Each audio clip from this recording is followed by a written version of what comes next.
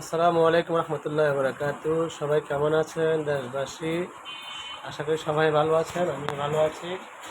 আসলে গুঞ্জন শুনতেছি যে ইনুস সাহেব পদত্যাগ করবে।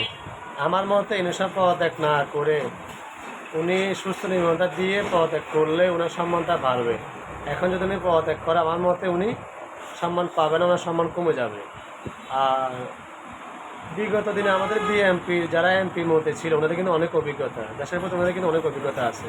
যার নাকি মির্জা ফখরুল সাহেব, তারপরে মির্জা আব্বাস ভাই, তারপরে আপনার সাদেক কাকার ছেলে ইশাক, তারপর টুকু ভাই, তারপরে গয়েশচন্দ্র রায়, মানে বিএমপি সিনিয়র নেতৃবৃন্দ অনেকজন, অনেকের নাম তো এখন মনে পড়তেছে না। আমির খসরু সাহেব, ওনার অনেক অভিজ্ঞতা কিন্তু। তারপর কনাউলি সাহেব চট্টগ্রামের, উনি কিন্তু জিয়া রহমান সাথের লোক। তোমাদের অনেক অভিজ্ঞতা আছে দেশের প্রতি, দেশটা কীভাবে চললে ভালো হবে।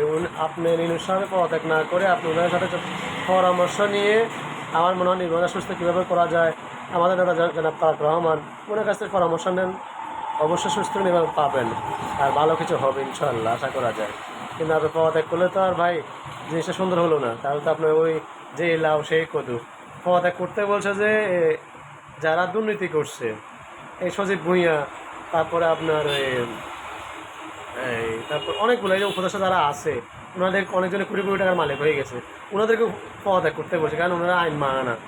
যে দেশে আইনে মনোনয়ন দিছে যে ইশরাক হোসেন নির্বাচন হয়েছে ওনাকে শপথ করার জন্য, তাহলে ওনারা এটা বিরোধিতা করতেছে, তাহলে ওনাদের সমস্যা, ইনুস সাহেবের তো সমস্যা না। তা আপনি ওনাদেরকে নিয়ে বসে একটা মিটিং করে আমার মনে হয় যে পদত্যাগ না করে সুস্থ একটা তদন্ত বাই করলে মনে হয় ভালো হবে। ওকে, আসসালামু আলাইকুম।